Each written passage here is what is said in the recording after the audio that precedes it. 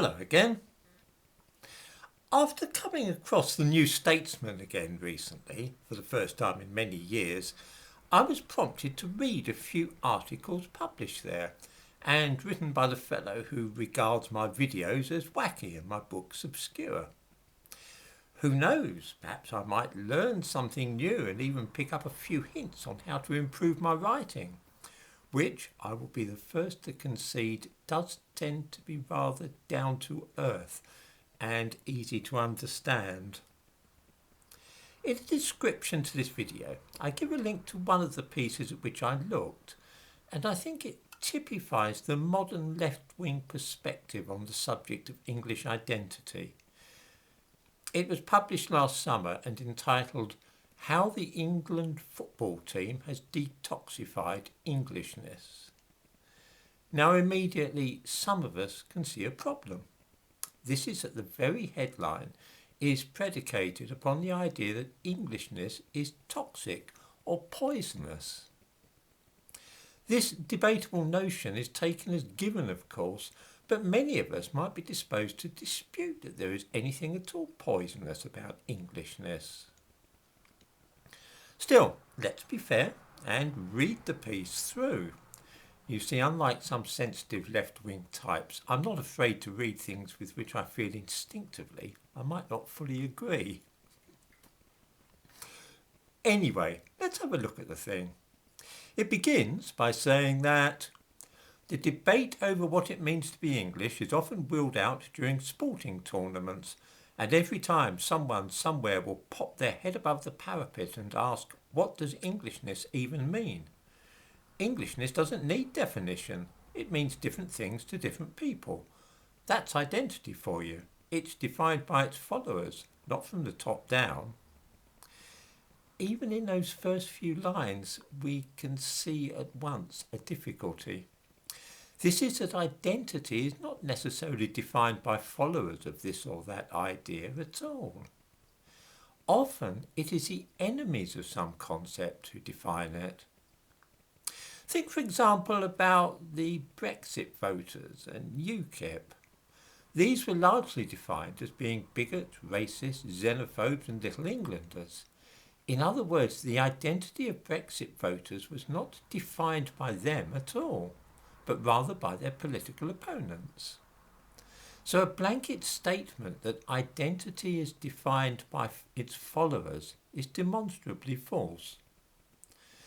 Of course, we don't know if it's a deliberate falsehood by the writer or merely the product of chaotic and disordered thinking, but false it certainly is. This fundamental error is compounded in the next sentence, which reads, but the very fact that an identity's biggest proponents get to set the agenda has meant that in recent history, Englishness has accrued specific, namely right-wing political associations. And identity's proponents do not get to set the agenda at all, and I can't for the life of me imagine why Ben Walker thinks so. This is such a ridiculous claim that it does tend to undermine the credibility of the writer. Often the way that those with a particular identity are perceived is through the lens of calumny or caricature. We all know the idea of the bearded, sandal-wearing, CND voting member of the British Liberal Party. This is not an agenda or description set up or devised by British Liberals themselves, but one foisted upon them by people who disagree with their ideas. This happens all the time with identities, especially political identities.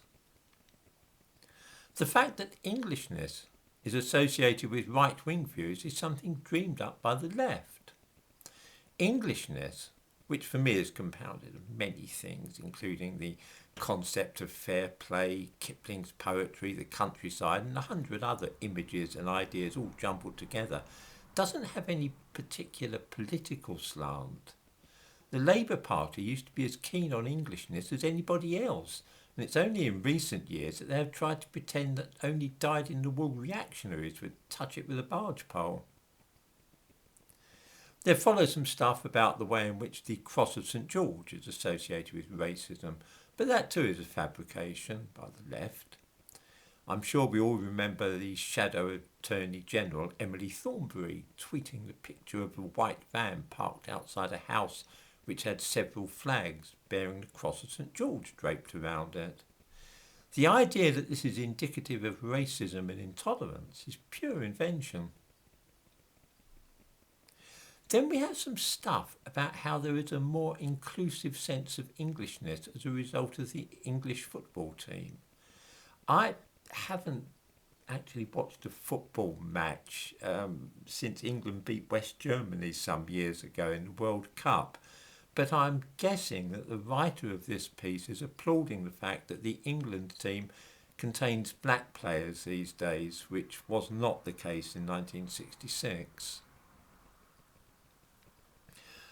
Part of my difficulty in making full sense of this article is that I do not altogether understand what is being said.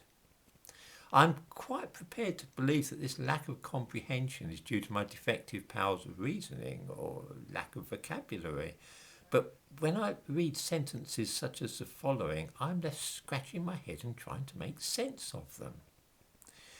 The success of Southgate and perhaps the reduced national presence of figures like Nigel Farage in the past few years has changed the way people think about English identity. But this success is a double-edged sword. It shows an identity that is subject to the fluid forces of politics and sport. Englishness needs grounding, lest these detoxifying trends of the past few years be reversed. It needs, perhaps, answers from organised politics, both on the right and left. Englishness needs grounding, lest these detoxifying trends of the past few years be reversed. It needs, perhaps, answers from organised politics, both on the right and left. What is the it in these sentences? Is it Englishness?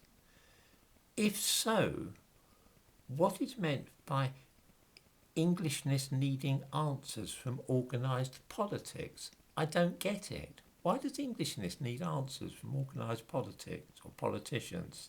It doesn't seem to make sense to me. Nor do I understand what is meant by Englishness needing grounding, lest detoxifying trends be reversed. Of course, what the writer really means in this context by needs is plain enough. He means not that there is a need, but rather that this is what he himself wants, which is quite a different matter. I will be charitable enough to attribute the things which I've pointed out here to a woolly mind rather than a devious one. There is still, though, the regrettable fact that this whole piece is based upon the idea that there is something poisonous about the very thought of Englishness, a proposition which is for many of us astonishingly and gratuitously offensive.